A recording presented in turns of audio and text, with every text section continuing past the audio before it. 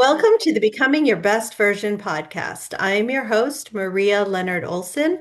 I'm a civil litigation attorney in Washington, D.C., a TEDx speaker, a mentor to women in recovery, an author, and a journalist. You can learn more about me at marialeonardolson.com.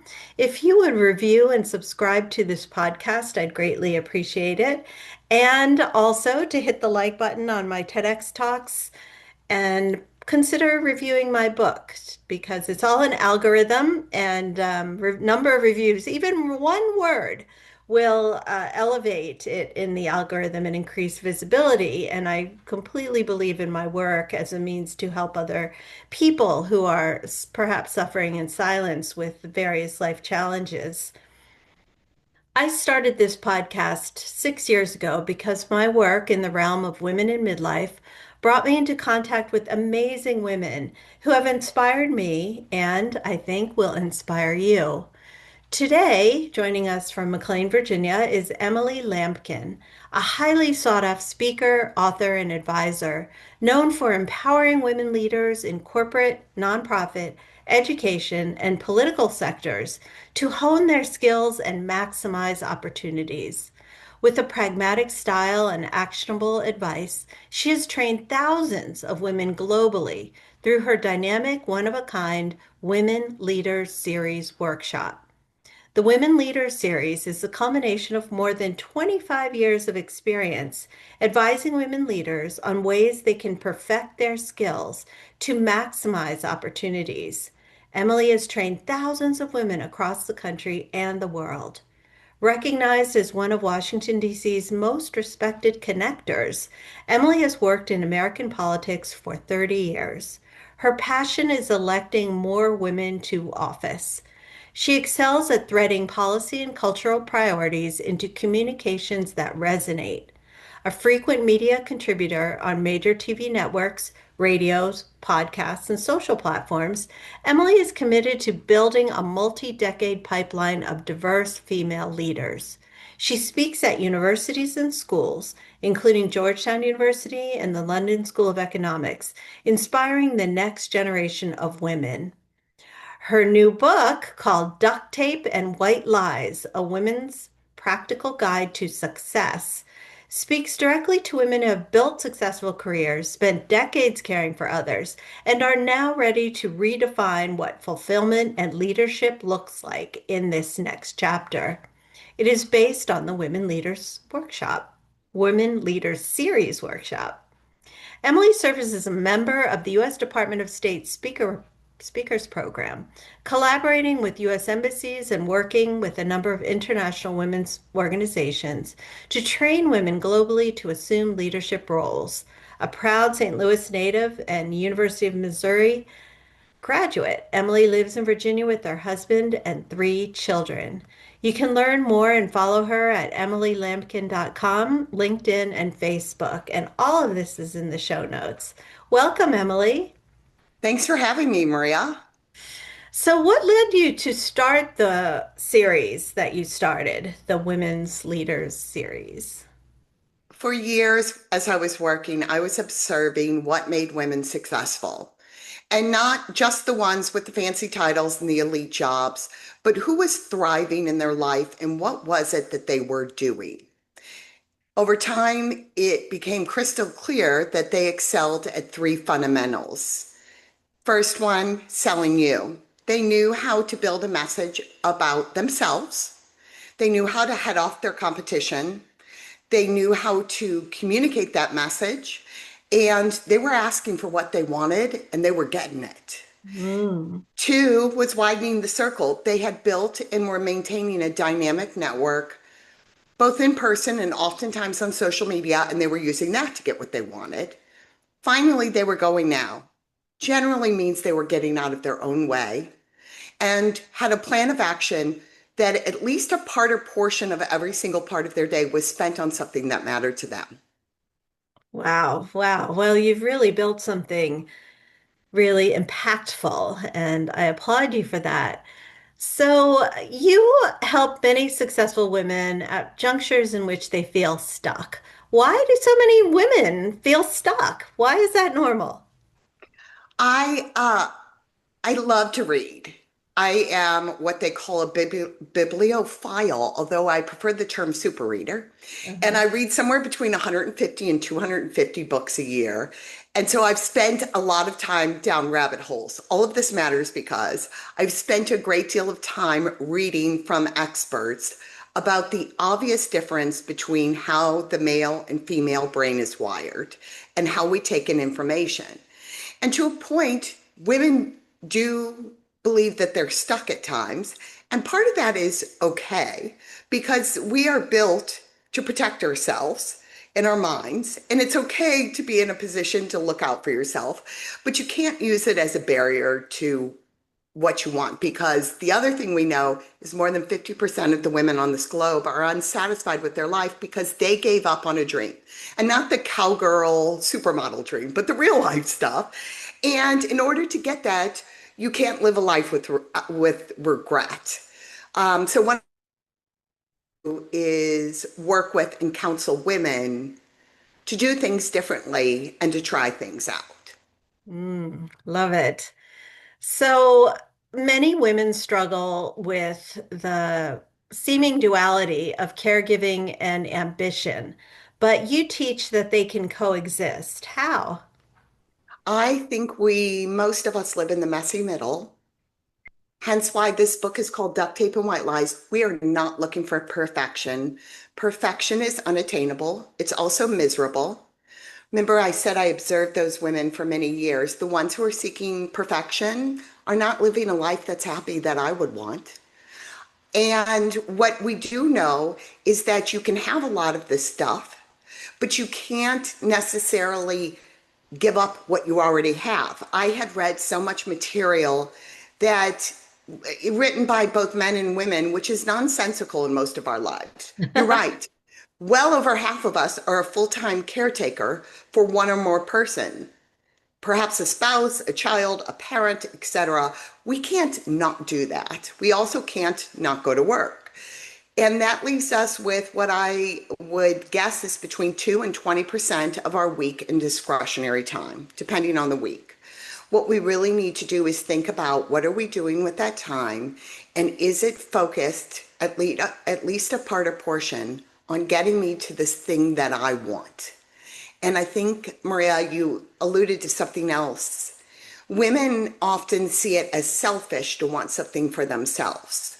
All the data shows that when women are happier and are focused on a part or portion of their time toward their goal, everybody else is happier and at peace as well.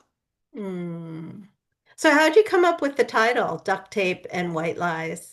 It was the answer I always gave when back to this perfection idea that people, I guess, assumed that my life was perfect or headed that way. By the way, not at all. They would say, Emily, how do you do it all? And I'm like, a lot of duct tape and white lies. I wanted to dispel the idea that I was not furiously, duck paddling underneath the water like everybody else to get through the day. And that life has trade-offs. All of us women make trade-offs every day in order to get through the day. And it is okay to make those trade-offs. And some people are going to be judgy about it. I'm not worried about them. I'm doing what I need to do. I have a great story if you want to hear in a minute Yeah. about it. But I'm doing what I need to do. And if you don't like the way I'm doing it, I don't really care. Okay. Well, that is a very helpful attitude to have.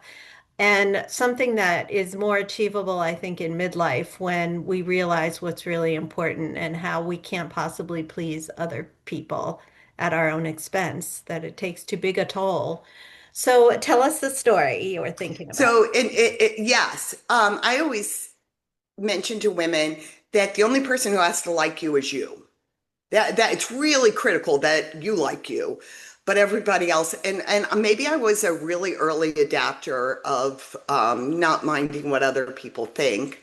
I think I adapted that mindset at 3. Mhm. But years ago, I had 3 kids in daycare and I was picking them up, and I had a merger and acquisition call every day right after I get them in the car from DC and head out to Virginia. Long drive, lots of traffic.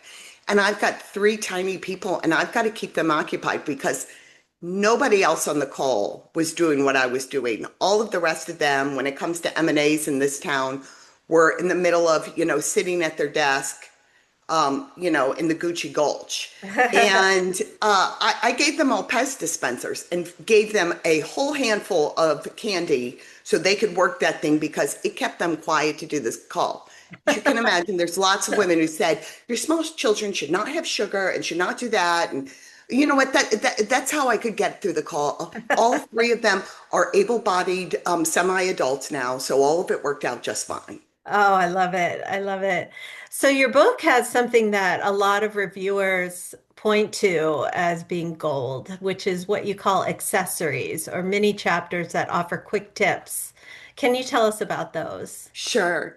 When I was writing this book and I mentioned the structure of the Women Leaders Series workshop around those three exceptional fundamentals, but dispersed inside there is what I call accessories, which you're right, are these mini chapters.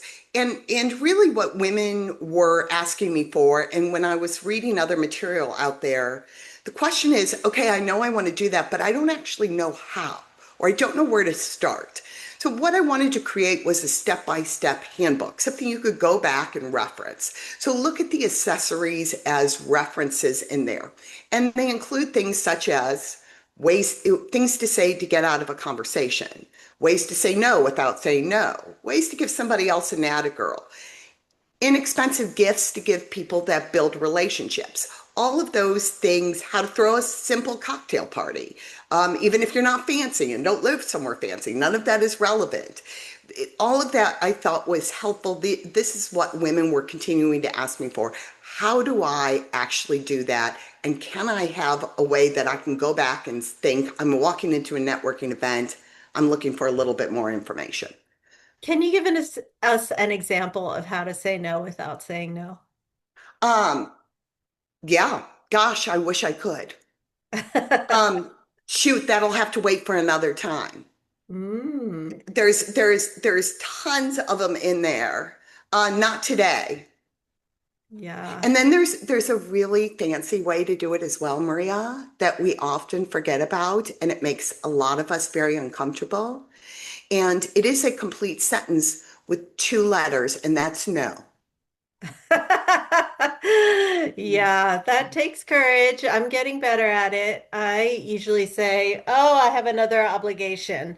And that obligation can be just to replenishing my energy reserves. So, but I have not successfully mastered the art of just saying, "Oh, no, no, I can't do it yet, but I'm working towards it." It works better with men than women. Men Mm. don't, that does not hurt their feelings. We think through our own mind, well, that would hurt my feelings, so it's going to hurt someone else's.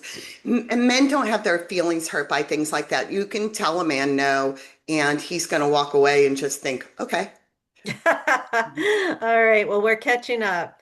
So, how can a woman redefine success later in life without completely starting over?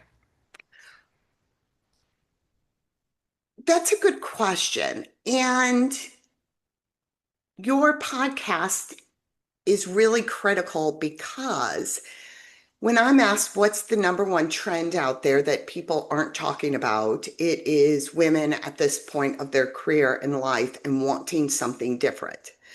And frankly, some of them are wanting to start over Hmm. or what they would consider start over, either in their personal life or their professional life or both. Yeah. Others are just looking to make a turn into something a little bit different or taking what they consider kind of a semi-risk. So I think what I at these women who are thriving in their life live without as much regret. And in order to live without as much regret, you have to take risks. All of us define risk differently. And as you mentioned, I sometimes speak to younger women. Some of them are trying to cover a sandwich in their part of the rent. And risk for them is different than a risk for a woman who has 35 years under her belt and may have some extra money, so she may want to try something new. My point is, with risk, You're going to make mistakes. Mhm. I call them now I knows. Mm. And they never stop happening if you're going to live a life where you're thriving at any age. And making now I knows provides endless amounts of information about how you're going to proceed in the future. And it has a current of confidence building in it as well. Mm. I like that. So tell us more about your Women Leaders Series workshop. As I mentioned, I was studying these women and I was interested in putting a business plan together and trying this. I kind of have an entrepreneurial mind. Back to the now I knows, I've had all sorts of great ideas that turned out not to be great ideas. But this one, I put together a business plan and had gone to an organization I knew and said, I'd like for you to pay for this. I want to go try this out. They agreed. And what happened, Maria, this thing went gangbusters. I knew almost instantly I was on to something. Probably took me a year to tweak it to the point where I copywrote it. But women were responding to this because it was actually the material they needed versus, believe in yourself. Okay, what am I? That's fantastic, but how do I do that? Hmm. That was really important to them. We meet in my pragmatic style in whatever environment we're in. And they see it's doable and usable and effective. And I know it works for them because they come and tell me their stories Mm. about how they implemented this in their own life and how tickled they are with the progress they've made and how happy they are with themselves. Yeah. Well, who is a typical participant in this series? Good question. And it really ranges. It really ranges. But I will tell you there's a general thematic about each one of these women. They are leaders. Almost none of them recognize that they are leaders. They would not call them that. And my job in the workshop is that they walk in having already been a woman leader, and by the time they leave, they recognize they are one. So that is my overall goal. Oh, and to have some fun. We all need to have more fun. So the whole thing is fun, hence why it's in a workshop format. Nobody needs anybody speaking at them for long periods of time. You do a lot of workshops, corporate, on-site, off-site. What sorts of workshops do you do? I do a lot of corporate workshops. I also do it for a lot of nonprofits. If I can make it work and I can get in front of an audience of women, I'm going to do it.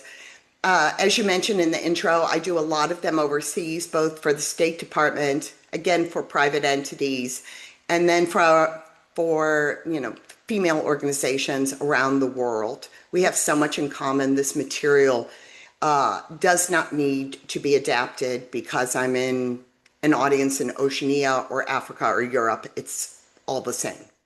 What is the State Department Speakers Program? Good question.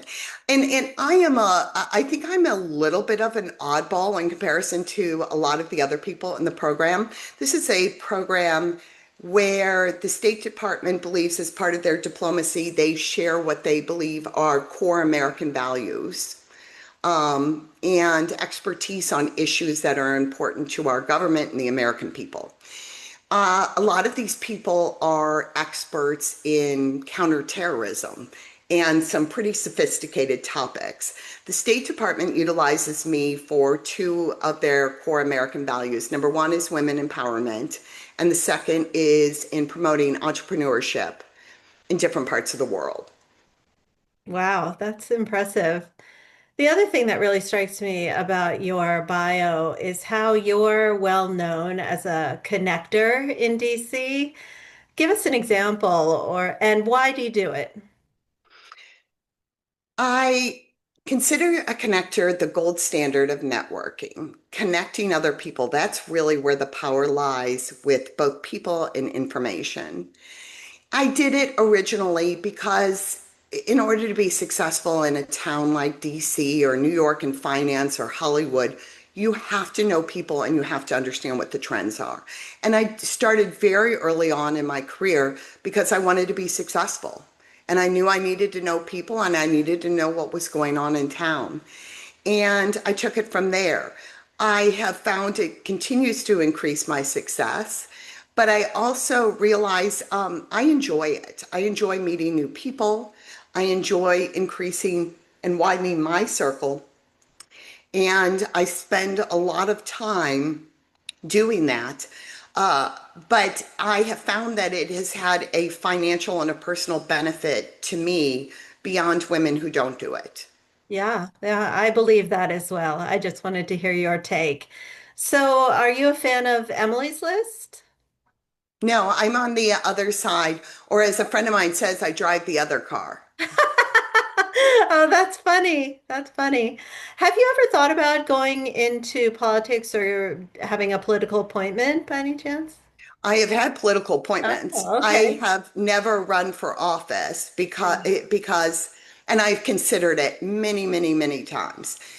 Um, I made a decision that my commitment to electing women to office, if I was serving, I would have less of an opportunity, a time, in my discretionary time to help others. Yeah. And seeking advice and thinking about it myself, the best course of action was for me to do other things and continue to help women who are in office and running themselves. Yeah.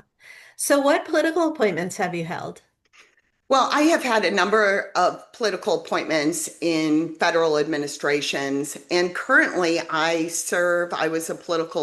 am a political appointee, and I serve on the Virginia Economic Development Partnership. I represent Northern Virginia in that partnership, and I was appointed by Governor Glenn Youngkin to that role. And Wow. there's something really important there, and it's not about the title or me. But obviously, there are plenty of incredibly successful business people and people who have Northern Virginia, which is a huge engine. And I always recommend that, or always explain that Youngkin appointed me to this not because I was the most successful person in Northern Virginia, but because I am a woman leader. And I am a woman leader in Northern Virginia. And I always appreciate and respect when elected officials recognize and respect us. Definitely. That's really valuable. So I want to go back to your book. I love the cover. It's this bright pink cover. It was just released in March, and it is subtitled A Woman's Practical Guide to Real Life Success. So it's not just for leaders or people who don't even consider themselves leaders. It's for every woman, whether she's in a small town or a world capital. What do you want to be a couple of the takeaways from your book? I will tell you a couple secrets about this book too. It was released in paperback, which is one of the things I insisted on because so many of the hardcover books are incredibly expensive. And I wanted more women to be able to get their hands on it, to afford it, to share it with others. And I consider, and their stories are throughout the book, the Walmart greeter, heck yes, she's a woman leader. You know, the woman who is working on a construction site or a factory floor, woman leader. Working in sales, cleaning up the river in your community, taking care of the bake sale, women leaders. So women are leading in all sorts of extraordinary ways. I wanted every woman to see themselves in this book. My picture is nowhere in here. And my bio's only purpose at the beginning of this book is to convey that I am actually not anybody in particularly fancy or important. I didn't go to important schools. I don't come from an important family. You can have what you want because if I've got what I want, you can have it as well. That is the most important message I want to share with women. I love it. I love it. And you've raised three boys. Do Yes. you share your work with them in any capacity, teaching them how to be leaders? Uh, I start with that the most important thing for me, for my children is that they are men of good character. Hmm. Step one, are you of good character? All three of them are of extraordinary character. And I know it because parents tell me privately, I saw your son do this. Mm. That's about my beautiful. work. It's all over social media. And one of the biggest compliments I get from them and from their friends is how much the young women around them and in their lives and at their school see me as a role model. What do you do, Emily, to become your best version? I take more risks. I live a life where I am thriving, pushing harder, and gaining new experiences. Well, that is definitely a way that someone can become their best version, to continue to grow and expand their borders, their comfort zone. I love it. So, is there anything else you'd like to share before we sign off? I want to talk about you for a moment. Thank you for choosing to be a woman leader, and thank you for bringing others along with you. What a better world you make this for all of us. Oh, well, I really appreciate you and your encouragement. And I encourage everyone listening to go to her website, EmilyLampkin.com, and follow her on LinkedIn and Facebook because she has so much to offer. Consider joining her women's series, her leadership series. If you're a company, have her as a speaker. She is a powerhouse. And I am so lucky that our paths crossed. Thank you, Emily. Thank you, Maria.